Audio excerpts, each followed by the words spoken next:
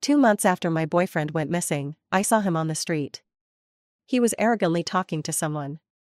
Missing? Of course, I faked it. My girlfriend's too clingy, I needed to teach her a lesson. I had Ellis help me cover up the lie, and she didn't suspect a thing. Ellis is his good buddy. I pretended I hadn't heard anything. When I got home, the man gently hugged me from behind. Any leads on him today? No. I kissed Ellis and said with false regret. He's probably really dead. 2 months after Duke went missing, I unexpectedly saw him. He was with his friends, still carrying that same arrogant attitude. Duke, since you disappeared, we barely get to see you. I couldn't help it. Duke said nonchalantly.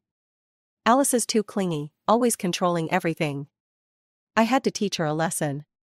Where did you get the idea to go missing? I taught him. The girl next to Duke raised an eyebrow, clearly pleased. With that brain of his, you think he could come up with such a brilliant plan on his own? He had to rely on me. Yeah, you're the best.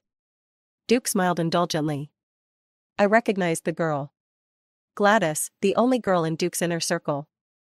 But, playing such a big game, don't you think Alice might suspect something? I had Ellis cover for me, no problem. Duke said, and everyone suddenly understood. No wonder. With Ellis's backup, who would suspect anything? Gladys sneered, clearly, it's because Alice is stupid. I waited for Duke to refute her. But instead, he gently reassured her. Exactly, she's not as smart or beautiful as you. The others all laughed, as if they were used to it. You two should just handle it internally and stop looking for girlfriends. I don't eat where I sleep. Go away, I'm not interested in you either. They exchanged looks of disdain. But their legs under the table were still rubbing together casually. As the conversation wound down, someone asked. Being missing like this isn't sustainable, Duke. When are you planning to go back? Duke answered confidently. I'll go back when Alice is crazy enough looking for me. I was supposed to go to the police station today to report him missing. But I changed my mind. Instead, I bought my favorite snacks. And treated myself to a nice spa. By the time I got home, it was already evening. The lights were off inside. I thought Ellis had already left. Just as I slipped on my slippers, someone suddenly hugged me from behind. My body stiffened, and I asked, have you been drinking? Ellis didn't answer directly. What did you do today? You didn't pick up my calls. Sorry, I didn't check my phone. Any leads on Duke? Sigh, no. My tone was full of regret. Ellis hugged me tighter, his breath warm against my neck. It's all my fault. If I hadn't dragged him into that mountain climb, he wouldn't have disappeared. He seemed genuinely remorseful. If only his warm tongue hadn't brushed against my earlobe. Ellis is one of Duke's good friends. After Duke went missing, one of them stayed visible, while the other hid in the shadows. Ellis played the role of the repentant one. But Duke didn't seem to know. This friend of his had a rather special way of showing repentance. Ellis is the heir of a wealthy family. His background even better than Duke's. He carries himself coldly and aloof in front of others. I used to think that way too. Normally, I barely spoke to Ellis. After graduation, I found a job. It just so happened that the company was also part of Ellis's family's business. Ellis became my boss. That made the distance between us even greater. We only started to become familiar about a month ago. I suddenly received the news about Duke's disappearance. And I collapsed for a while. Ellis, feeling guilty as the one who caused it, said he'd help take care of me for a while. But he was a little too meticulous. He insisted on making all my meals and bringing them to me personally. It made me feel so awkward that I said, "This isn't your fault. He likes outdoor activities, and even if you hadn't invited him, he would have climbed that mountain by himself. His parents didn't say anything, so I won't blame you either. You go ahead and do your thing, I really don't need you. Put down that shirt." I rushed over and snatched the underwear from his hands. "I'll wash these myself." Ellis looked serious. "I washed them more thoroughly." "Are you sure you don't want my help?" "No, I'm sure." I was too embarrassed at the time to notice that he had his hand behind his back. rubbing it regretfully. So how did I find out Ellis's secret? I guess it was one night when I woke up to go to the bathroom. I found that Ellis was still lingering at my place, not leaving. I was about to ask him about it. Just as I leaned into the door, I saw. He was shirtless, his toned body on display. One hand was holding my lace camisole, while the other was hidden behind a cabinet. In the dim light, Ellis's muscles tensed, veins popping on his arm. I was startled by the scene in front of me. I couldn't help but make a sound. Ellis instantly turned around. As soon as he saw me, he tilted his head back. A low, trembling sound came from his throat. I discovered Ellis's secret. And so, I boarded his pirate ship. I knew I should push him away. I shouldn't have allowed his embraces and kisses. But I couldn't control myself. Maybe it was because, when I was on the verge of crying over Duke, Ellis was the only one who silently stayed by my side. Or maybe it was because I had already begun to suspect that Duke's disappearance was a scam. How could a son disappear, and the biological parents not report it, but instead stop me from reporting it? How could good friends not react when one of their own goes missing, and continue partying like nothing happened? All these doubts were finally confirmed today. They were all in on it, putting on a show for me. Even Ellis was an important part of the act. Back to the present. Ellis still wouldn't let go of me. I said, a bit tired, did you make dinner? I'm starving. It's ready, all your favorites. Go heat it up. Okay. Ellis immediately went to warm up the food. He didn't think there was anything strange about my tone of command. After dinner, I took off my inner layer and threw it to him.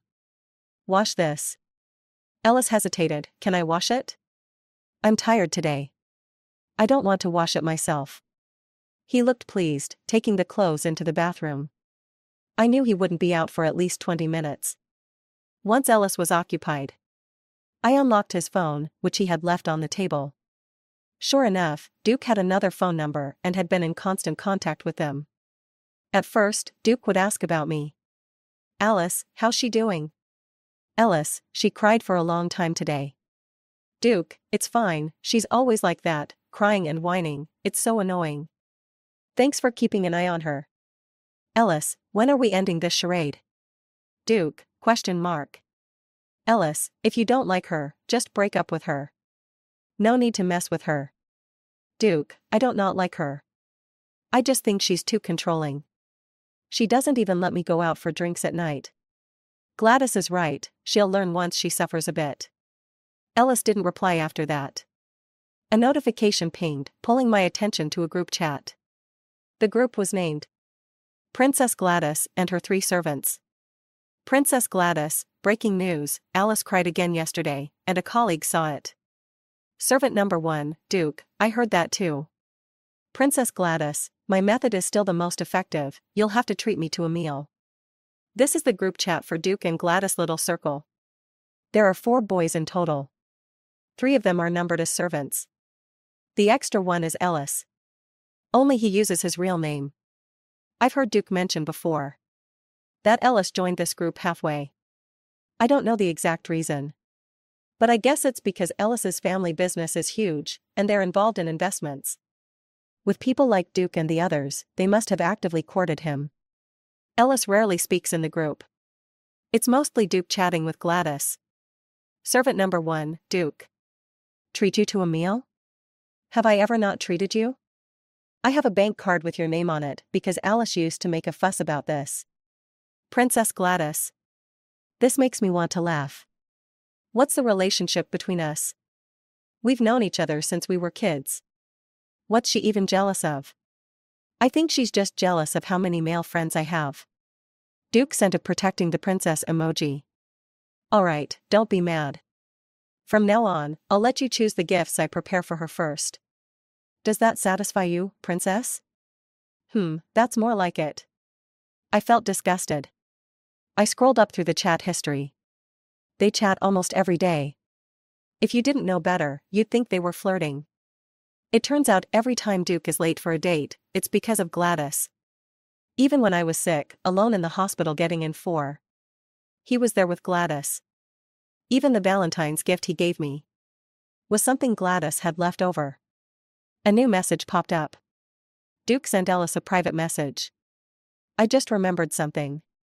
I mimicked Ellis's usually brief responses. 2 months ago, on Gladys's birthday night, I got drunk and spent the night at her place. Don't let this slip. Remember, that night, I was with you the whole time. I slowly typed, so what exactly happened between you two? Duke, tisk, didn't we agree not to bring this up again? Gladys and I both pretended like nothing happened that night. Otherwise, how would we stay friends? Ellis came out of the bathroom. His clothes were already washed. He looked calm, though the redness at the corner of his eyes hadn't fully faded. I smiled at him. Is your hand okay? Ellis froze. Although I had already discovered his secret. And we'd shared an embrace and kiss. We still hadn't taken things further. Did anything get on my clothes? I pointed to my shirt. I washed everything, you can check. Don't worry, I didn't mind. I looked at Ellis, his near-perfect physique. No matter how you looked at it, his looks were far superior to Duke's. You might have to help me wash a skirt later. What? Ellis looked down at me. He didn't quite get what I meant yet. I took off my clothes, stood on tiptoe, and kissed him. Ellis, Duke might really be dead. I said, feeling wronged. Will you stay with me tonight? After that night. Whenever I beckoned, Ellis would come. We were incredibly in sync. More so than with Duke. Ellis really cared about how I felt. So the experience was even better and more enjoyable than with Duke. Plus, their bodies and stamina were on completely different levels. I almost regretted it. Why hadn't I taken this step sooner? Why waste time with a deadbeat like Duke? Ellis didn't notice anything was wrong. Because I deleted the chat logs. Whenever I got the chance, I'd borrow his phone to check the group chat. I stopped looking for Duke's whereabouts. Duke seemed a little panicked. He tagged everyone in the group. What's going on? Why hasn't Alice reached out all of a sudden? One friend replied, don't worry, she's probably just tired, doesn't have the energy. That's impossible. Alice would always reach out to me no matter how tired or busy she is. Should I go back? Princess Gladys, hold off. Wait a little longer, going back now would ruin everything. Duke, no, I need to go back and check tomorrow. Princess Gladys, are you out of your mind? The plan I painstakingly set up for you, and you're not following it? What do you think I am? As a woman, I know exactly what she's up to. She probably overheard something and wants to force you to show up. Let me handle her. Duke fell silent for a moment. In the end, he obeyed. All right, I'll do it your way. That said, Duke was still worried. That night, he secretly called Ellis. The phone rang just as I straddled Ellis. It showed an unknown number. I pressed the answer button and held the phone to Ellis's ear. Hey, I just couldn't stop worrying, thought I'd check in on things. What's going on with Alice lately? Ellis thought I wouldn't be able to hear the voice on the phone. He answered vaguely, she's fine.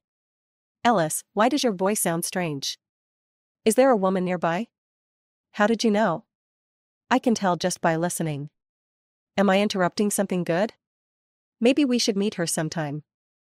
Duke didn't finish his sentence. I suddenly spoke to Ellis, are you done? Pay attention. The phone fell silent for a moment. When Duke spoke again, his voice had changed. Ellis, who are you with right now?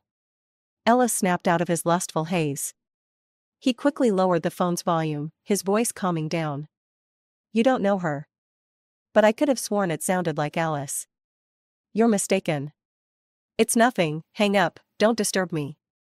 Ellis hung up the phone. He rolled over and pulled me into his arms, his tone full of affection. Let's continue, I'll focus now. Don't continue.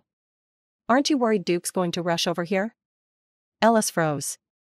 I added, he's probably hiding in that house on the outskirts of the city, right? It'll only take him half an hour to drive here. You heard? To be honest, I've already seen him. Ellis's expression grew complicated. After a long pause, he processed everything. So you already knew he wasn't missing? Yeah. Doesn't this make you angry? I was angry at first, but then I realized, getting mad at someone like that is just bad for my health. The day I ran into Duke, I didn't rush up to confront him. I didn't shout at him. I didn't ask him why he lied to me. He was already so rotten. What could I expect from his mouth? I looked at Ellis. What about you? Don't you have anything to say? Ellis was the only one in their group who had opposed the faked disappearance plan. I was curious what had driven him to eventually agree to help. I owe him a favor. Ellis seemed to unload a heavy burden. Speaking honestly to me. Duke did me a big favor, and he used that to morally blackmail me into helping him. But no matter what, I shouldn't have lied to you. I'm sorry. Don't apologize, I'm actually glad you're here in this drama. What do you mean? I pinched Ellis's chin and smiled. Do you want to betray them and become my accomplice? As I expected. Duke was clearly still worried and came to check on me himself. At 1 a.m., he quietly entered my house. This house is rented by me, and Duke's fingerprints can unlock the door. I was lying in bed, deep in sleep. The bed was spotless. There were no signs of any man's belongings in the bedroom. On the nightstand, there was a tissue that had wiped away tears, along with a photo of us together. Duke finally relaxed. But what he didn't know was that I was pretending to sleep. The camera I had placed on the desk would record his every move. As long as he dared to touch me, Ellis, who was watching the security footage in the basement, would rush up immediately. Once Duke eased his doubts, he left. He went to meet Ellis. The two met at a convenience store. Sorry, I misunderstood you earlier, Duke said. No problem, Ellis replied. Where's your female companion? She's tired and didn't want to come out. Her voice sounded so much like Alice's. I'll make sure to bring her out next time and introduce you. Ellis didn't respond to that. Duke, looking a bit haggard, asked, Ellis, do you think I should just go back? Why do you think that? I haven't been sleeping well lately. Duke took a sip of his drink, his nose and eyes red. When I was with Alice, I always felt like she was too controlling. Now that I'm free, I just can't get used to it. I haven't been able to sleep properly for several nights. I heard Alice hasn't been trying to find any clues about me this week. Ellis comforted him.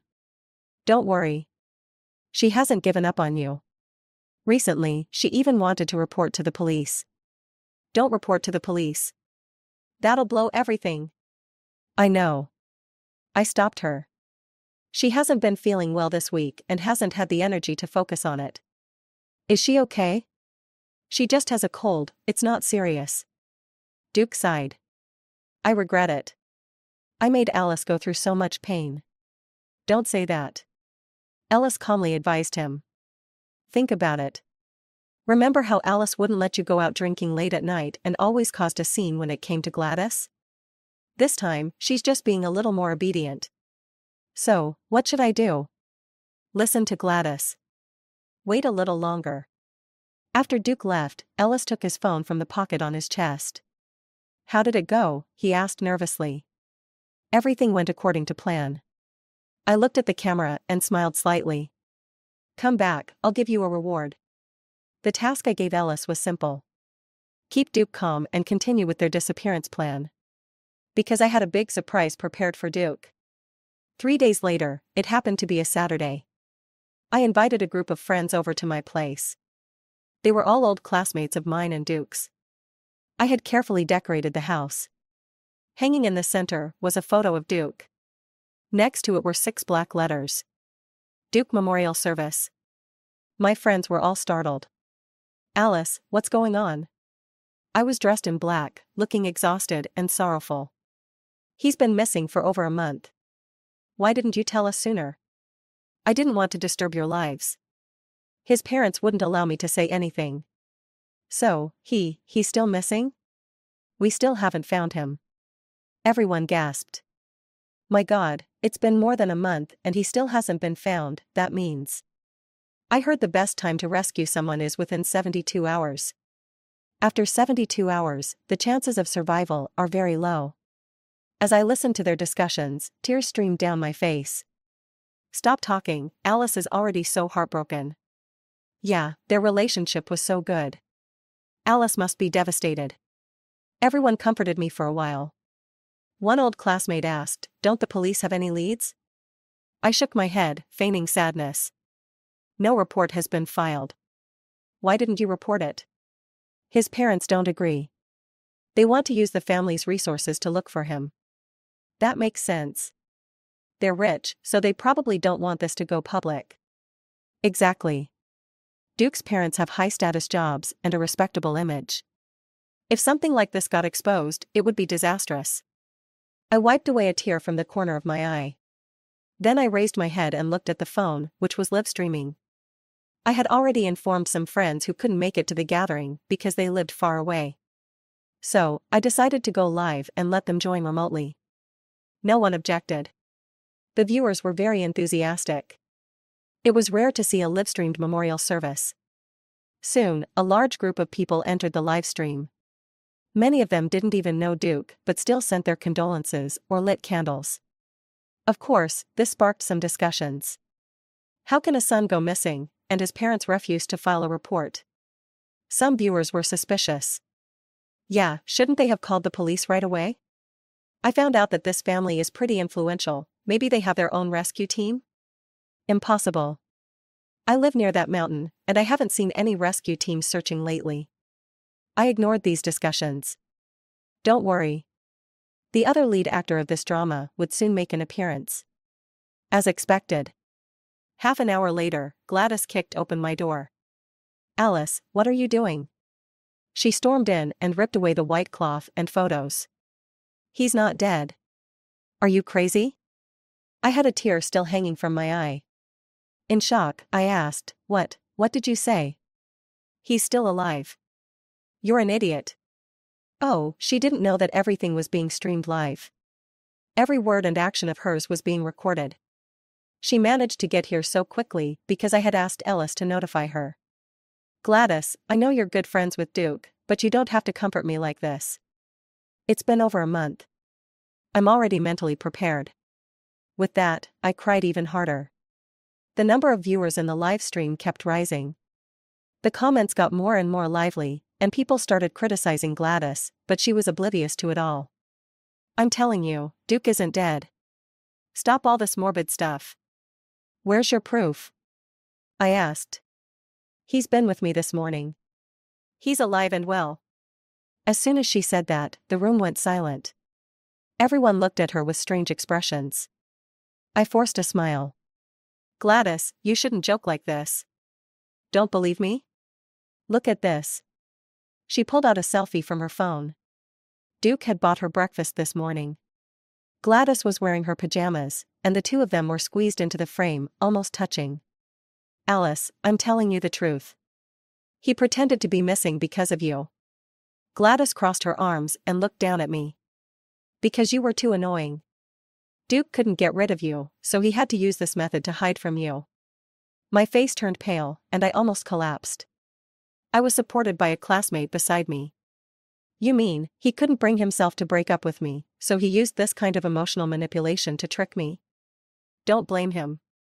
If you're going to blame someone, blame yourself. Your parents are just regular workers. What made you think you deserved Duke? Getting dumped was just a matter of time." I did some quick calculations in my head. It was the critical moment. I steadied myself and asked, "Gladys, what exactly is your relationship with him?" "Friends." I frowned. "Really?" "Because, as his girlfriend, I don't know anything about him." "But you? Are you sure you two are just friends?" Gladys said with an unhappy expression.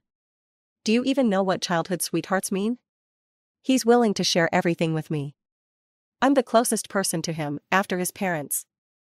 A friend next to her couldn't take it anymore and spoke up. "You guys have no sense of boundaries. You're just the mistress. You think you're so noble, hiding behind the guise of friendship. Disgusting. Alice, he's not worth it." "Alright, that's enough for now." Gladys' little drama was temporarily over. I made up an excuse about being tired and sent everyone away. Then I turned off the livestream. Next up, the male lead would appear. The reason Gladys went first was because Duke happened to be out of town today. Thanks to Ellis, I was able to keep track of everyone's movements with precision. Duke had seen the livestream. He called me countless times. He sent me an endless stream of apology messages. At 9 p.m., Duke finally returned to a city. He didn't even take a moment to rest and came straight to find me. But he didn't come alone. He brought Ellis with him. The moment he saw me, he broke down crying.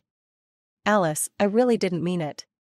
I was just in a rush and agreed to the plan without thinking." I coldly looked at him. "Did you have fun this past month?" "I've been in pain." Duke dropped to his knees in front of me. "At first, I just wanted to teach you a lesson, make you listen to me. But after that, I couldn't sleep at night. All I could think about was you." "All you could think about was me?" "That didn't stop you from buying breakfast for other women, though." Duke froze. "I only see Gladys as a friend. If you don't like her, I won't hang out with her anymore. But I think you two are more suited for each other." "No, no, no," Duke quickly shook his head. "I don't like her at all. She's been spoiled by her family since she was little, and her temper is terrible. I've been putting up with her.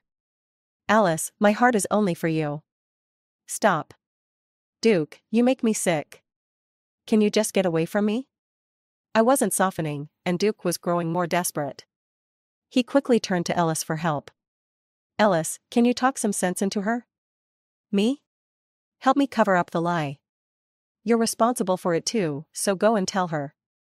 Ellis didn't immediately respond, but walked up to me. Suddenly, he lowered his head and gave me a soft kiss. "Alice, you look so beautiful when you're scolding someone." Duke completely broke down. He couldn't believe what he had just seen, even wondering if he was seeing things. That was, until I took the initiative to wrap my arms around Ellis's waist. Duke's face turned red in anger, and he swung his fist at Ellis.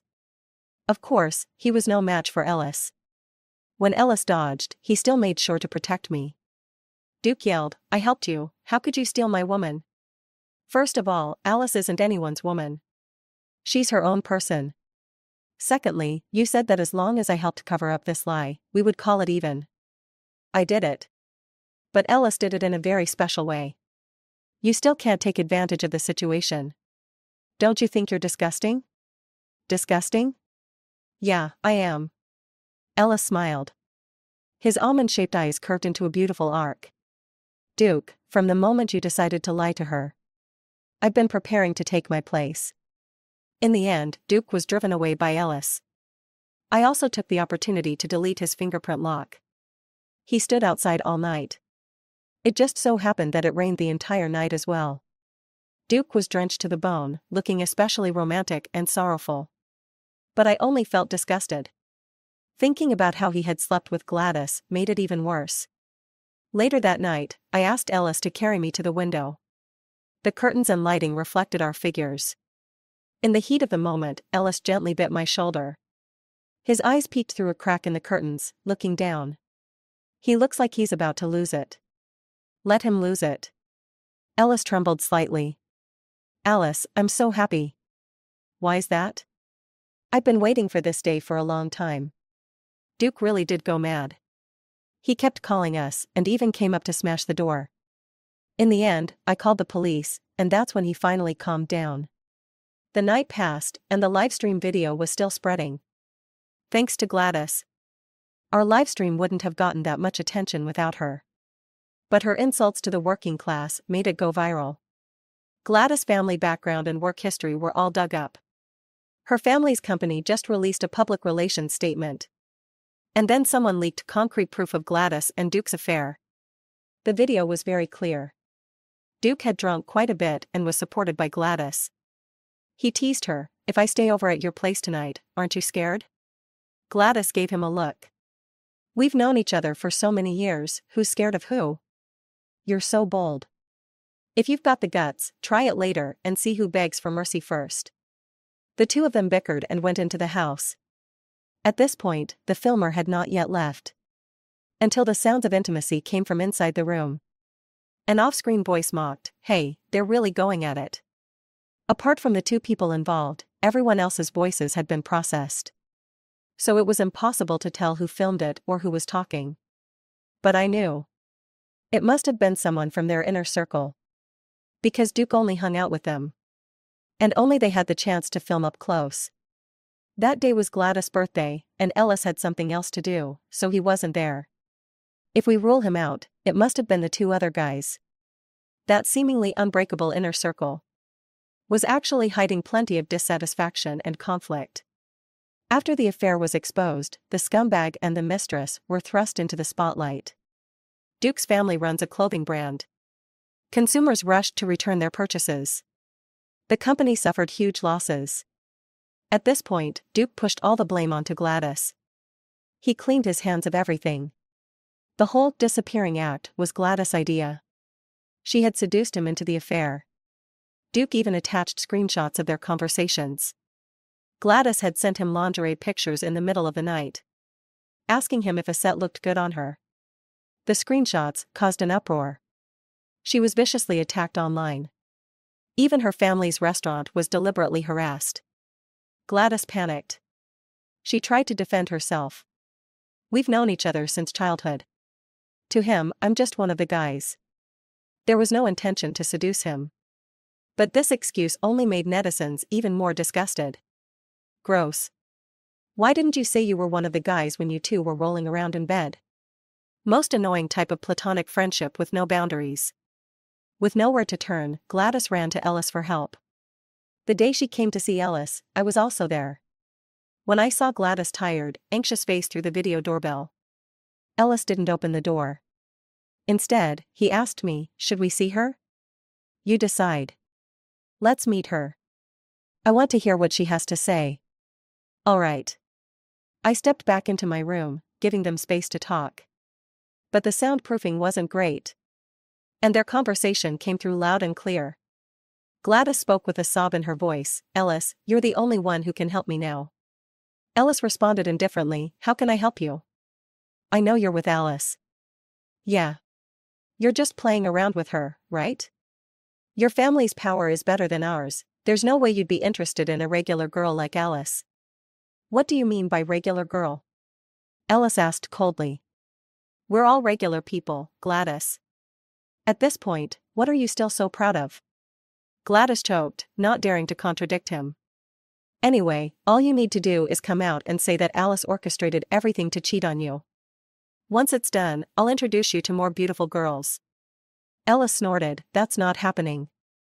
Gladys got anxious. "Aren't we good friends? Without Alice, who would be friends with you?" What? Don't understand? Let me be clearer. I only joined your hypocritical little group because of Alice." At this, not only was Gladys shocked, but so was I. Ellis continued slowly. "I met Alice in my first year of college and was impressed by her. Unfortunately, back then, I didn't get a chance to ask her name or contact info. By the time I saw her again, she was already with Duke." Gladys gasped. "So you joined us, just to—" "Yeah, to find a chance to seduce Alice." "You're crazy. They'd been together for 2 years. I've been waiting for 2 years too." Ellis smiled proudly. "Good things come to those who wait.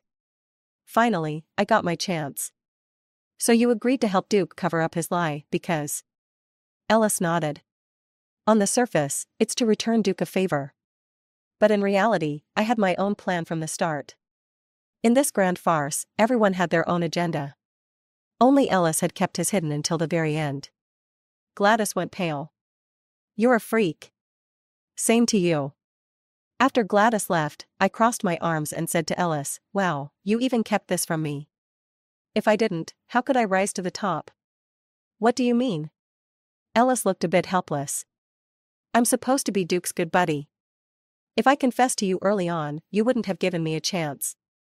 So I thought about it and decided to play the bad guy. I seduced you, made you fall for me, and took the blame for everything." Ellis appeared in my life as if he were a repentant sinner. He took care of me in the smallest details, pretending to casually show off his good physique, while no one else knew. He performed a one-man show, playing the role of a suave, competing bachelor. "What if your plan ultimately fails?" I asked. "It doesn't matter," Ellis smiled gently. "At least when you were heartbroken, I was there for you. That's enough." Gladys, isolated and defenseless, could only escape from a city in disgrace. Her family's business took a serious hit, with funds shrinking. She could no longer be the pampered rich girl. But I wasn't entirely satisfied. Clearly, the mistake was one both she and Duke made. Why should Duke stay hidden? I didn't have Duke's dark history in my hands. But I believed someone must have it. His closest friends from the past surely knew something. So, I found Gladys' Instagram. I sent her an anonymous message. I feel sorry for you. It's clearly the scumbag's fault. Why should you be the only one to take the fall? Don't let him off the hook. I'm rooting for you. As I expected, Gladys, now abandoned, would snap at any support. She began to release evidence of Duke bullying classmates. This was from their high school days. Duke had broken a boy's arm. In the end, the boy's parents paid tens of thousands to settle the matter. That year, Duke was still awarded as an outstanding student. Normally, such a scandal might not get much attention. But his family had just gone through a corporate battle. The competitor saw an opportunity and bought traffic and trending spots for Gladys' revelations. And just like that, Duke's good guy mask shattered. The situation escalated. More and more people came forward to expose Duke. He had little chance of recovering. Coincidentally, Duke had a younger brother. His parents, seeing the situation turn sour, immediately revoked his inheritance rights. Without the protection of his family, Duke fell from his high perch into the mud. He spent his days in a haze, drowning himself in alcohol. He had always been an alcoholic, and I had tried to persuade him to quit many times, but he found me annoying.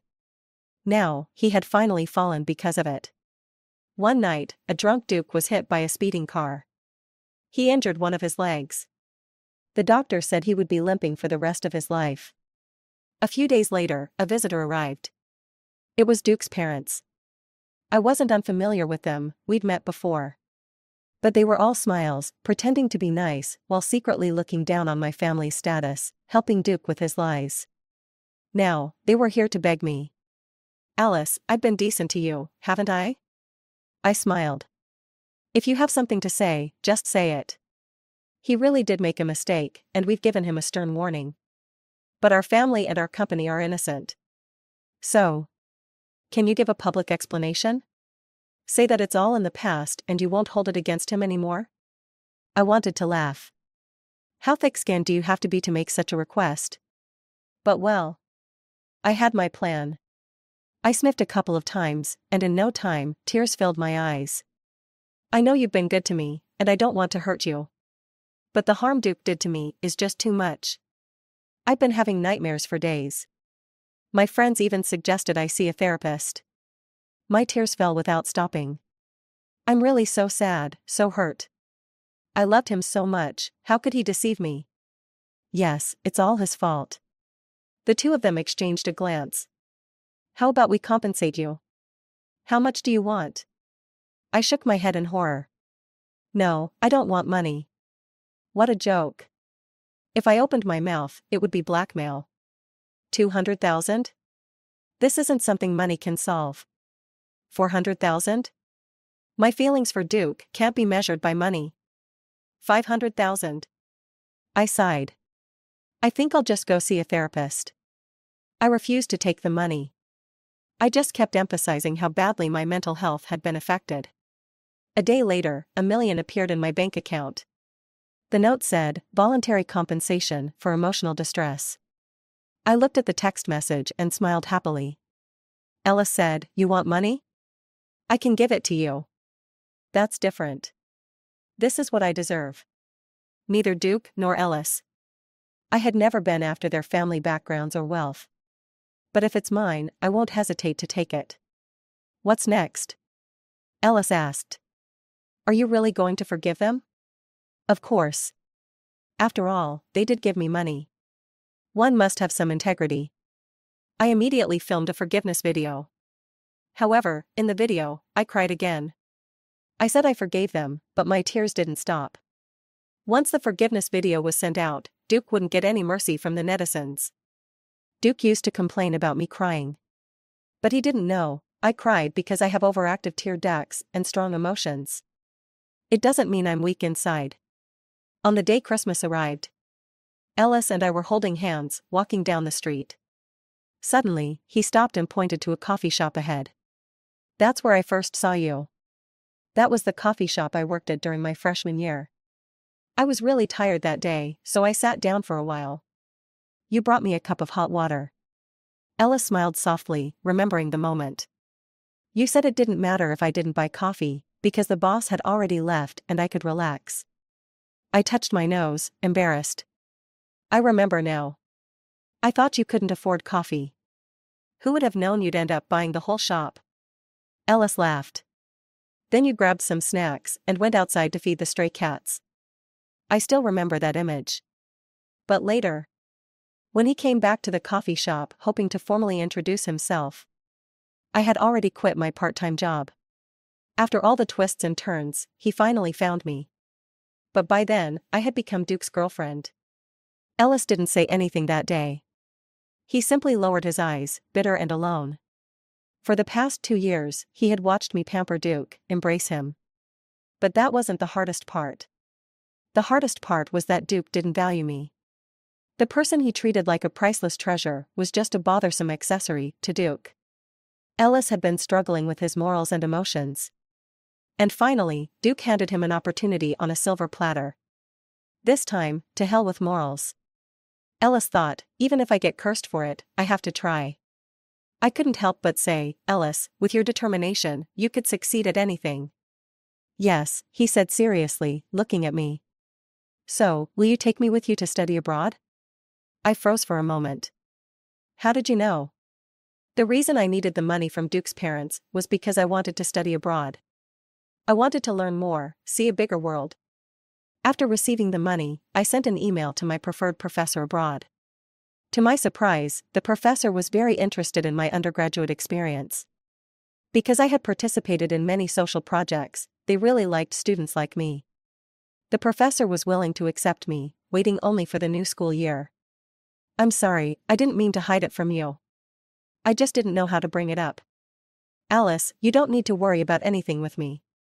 Ellis kissed my hand, with sincerity. "I know the US very well. I used to go there often. Buying a plane ticket is no big deal. If you don't mind, I'd rather be your companion while you study." My eyes lit up.